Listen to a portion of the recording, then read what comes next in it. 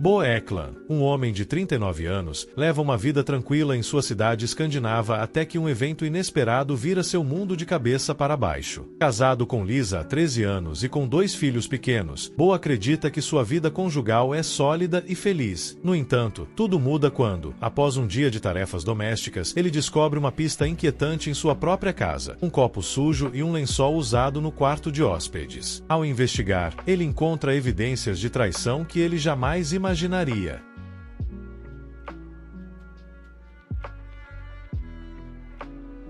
Esposa infiel cometeu um erro crucial que destruiu sua vida.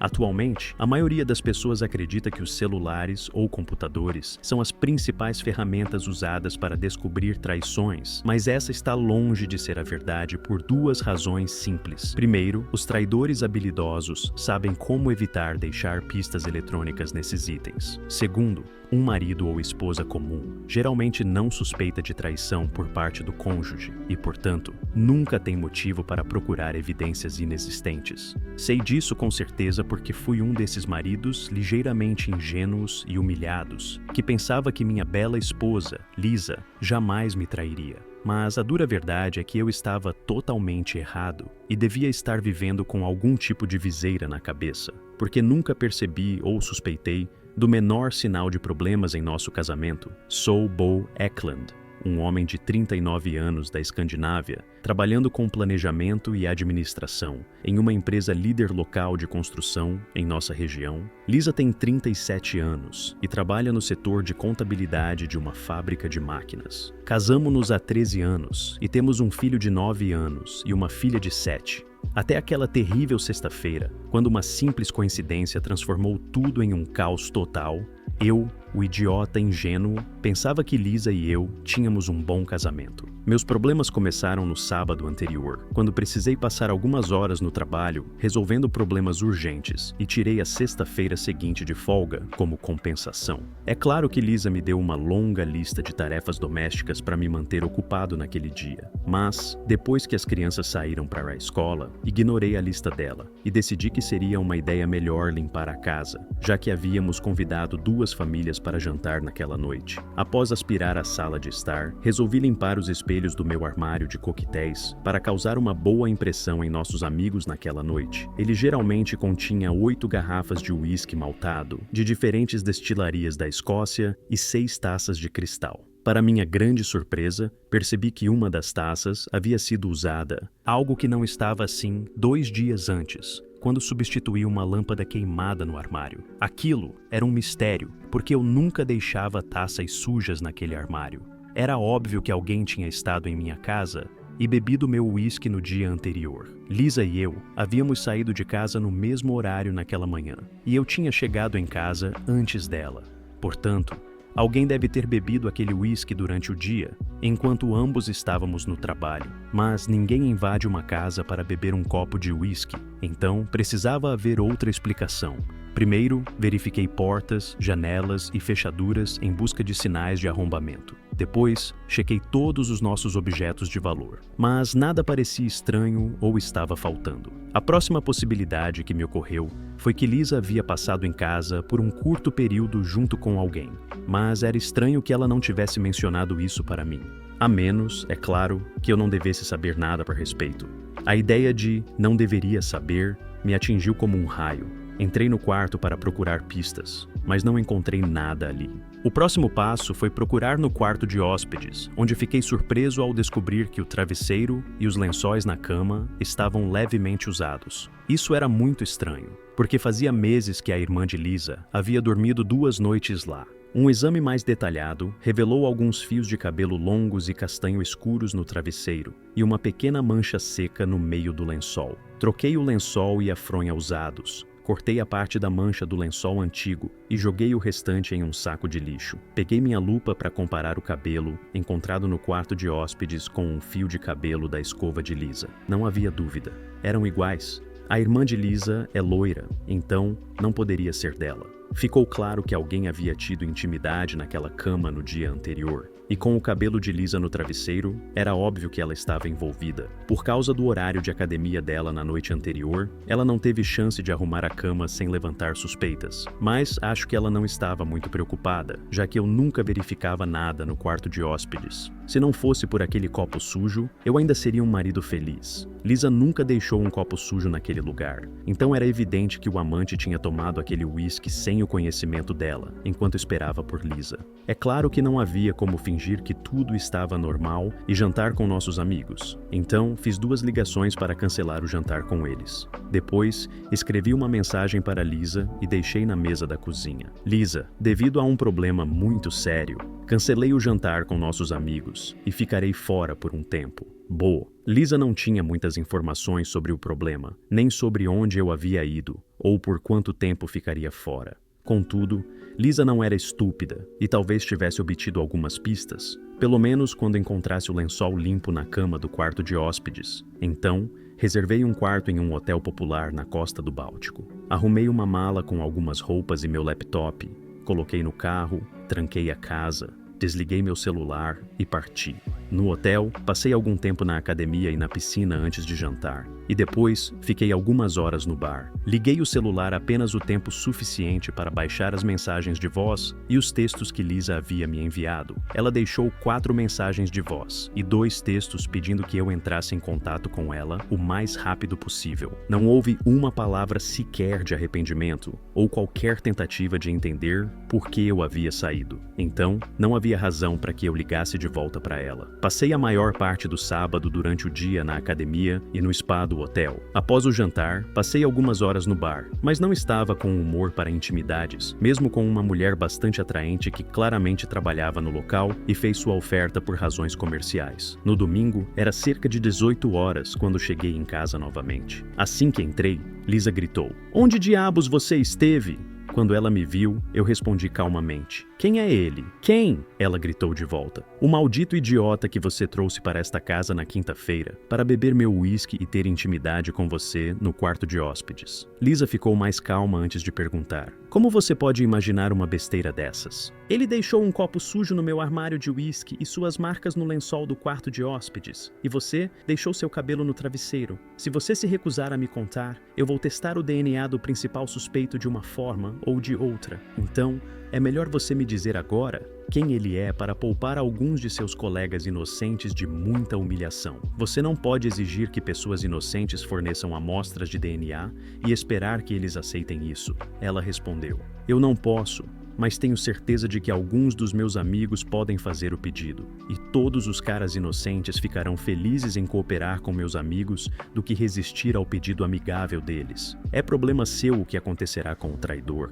se ele for estúpido o suficiente para desobedecer." Nesse momento, o rosto de Lisa ficou cinza de susto, e ela gritou: "Oh, meu Deus! Você não pode deixar esses vândalos assediarem pessoas inocentes." "Como eu disse, isso depende de você", respondi.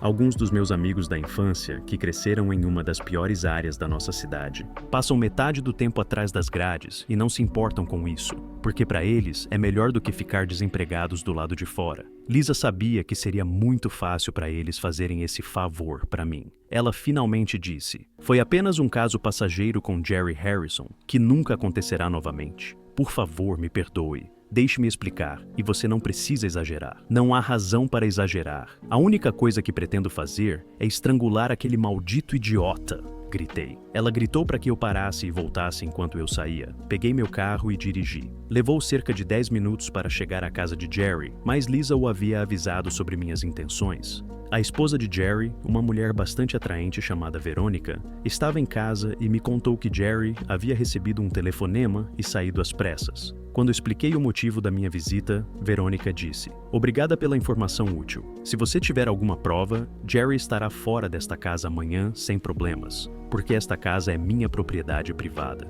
Respondi. Lisa confessou o que ela e Jerry fizeram. "Eu até tenho o DNA da mancha no lençol. Apenas me dê algo com o DNA de Jerry e enviarei para teste. Verônica me deu um lenço usado que encontrou no cesto de roupa suja, dizendo que era de Jerry. Ela também prometeu me manter atualizado sobre o que aconteceria entre ela e Jerry. Na segunda-feira, fui ao cartório buscar os papéis do divórcio.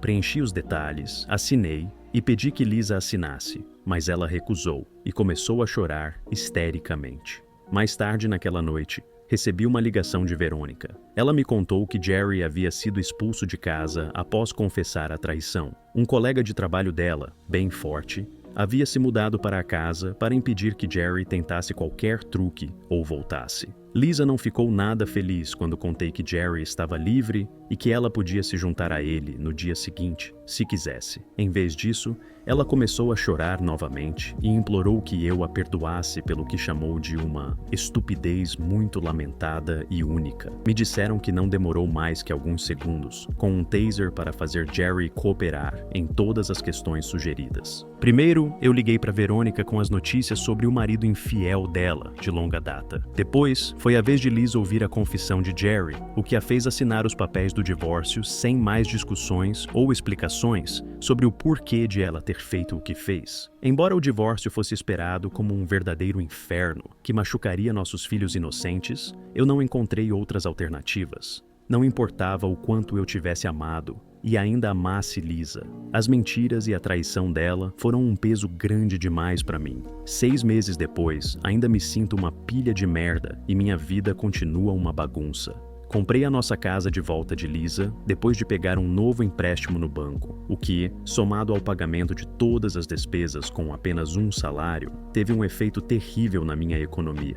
Embora quase todas as pessoas envolvidas na traição de Lisa sejam perdedoras de uma forma ou de outra, eu ainda me sinto o principal perdedor. Jerry fez exatamente como foi instruído e comprou uma casa barata na cidade vizinha, onde vive com uma mulher divorciada, que ele conheceu em alguns sites. Ele ainda acusa Lisa pela sua queda, mesmo que eles ainda trabalhem em seus antigos empregos. Eles terminaram o relacionamento e mal falam um com o outro. Mesmo Joel Nielsen é um pobre perdedor, embora ainda esteja casado. Mas depois que eu contei para a esposa dele sobre o relacionamento a 3 com Lisa e Jerry, ela deu a ele uma escolha simples: saia ou aceite novas condições. Ele aceitou, e agora é motivo de risada, com a esposa tendo um caso com o chefe dela pelo menos uma noite por semana, geralmente no apartamento dele, mas às vezes até na cama de Joel. Dizem que Joel está dormindo no quarto de hóspedes ou em um hotel barato em várias noites. A esposa de Joel ainda conseguiu uma promoção no trabalho e até um carro da empresa. Então ela é uma vencedora que não tem um caso à toa. Até a ex-mulher de Jerry, Verônica, é uma vencedora, porque aquele colega de trabalho bonito nunca saiu da casa dela, e eu até fui convidado para o casamento deles. Verônica diz que me arrumou um ótimo encontro para o casamento dela, mas não espero que seja algo sério. Foi Verônica quem quis se livrar de Jerry da nossa cidade e me perguntou se eu poderia encontrar uma forma de persuadi-lo a se mudar. Eu consegui, e ela pagou muito bem aos meus amigos por esse favor, o que também me deu informações muito úteis sobre Lisa e Jerry. Lisa acabou morando com Tony Home em seu apartamento de 2 cômodos. Assim, ela não poderia ficar com nossos filhos a cada segunda semana, como foi acordado no nosso acordo de custódia compartilhada. Tony é um divorciado extremamente ciumento e abusivo com a esposa, e por isso, vários amigos de Lisa e eu a alertamos sobre ele, mas ela não nos ouviu. Nada aconteceu até Lisa receber o dinheiro da nossa casa e se recusar a entregá-lo a Tony. Ele quase tinha completado a compra de um novo BMW, ficou muito bravo e cometeu o erro grave de bater em Lisa severamente na frente dos nossos filhos. Embora eu tenha largado Lisa por causa de sua traição, ela ainda é a mãe dos meus filhos, então qualquer um que seja burro o suficiente para machucá-la não ficará impune. Foi por isso que Tony foi levado ao hospital com a clavícula quebrada, a perna quebrada e também com o joelho machucado. E então, voltou para o hospital em uma cadeira de rodas que seria dele por várias semanas no futuro. Enquanto seu algoz estava no hospital, Lisa se mudou do apartamento dele e comprou o seu próprio em uma área muito melhor. Embora ela e eu estejamos longe de ser amigos, agora pelo menos nos falamos sobre nossos filhos, e eu tenho certeza de que ela está dizendo a verdade quando diz que se arrepende de sua traição como nunca. O que me surpreendeu muito foi a rapidez com que Verônica e a esposa de Joel Nielsen arranjaram novos namorados. Eu realmente acredito que Lisa não foi a única esposa traidora nessa confusão. Um dos meus melhores amigos está convencido de que Jerry e Joel tiveram um caso com Lisa como uma espécie de vingança, porque desconfiavam que suas próprias esposas os estavam traindo. Quem sabe se ele está certo? Eu sou a única vítima inocente entre todos os adultos envolvidos nessa bagunça. Quão justo é isso? E esse é o fim da história de hoje.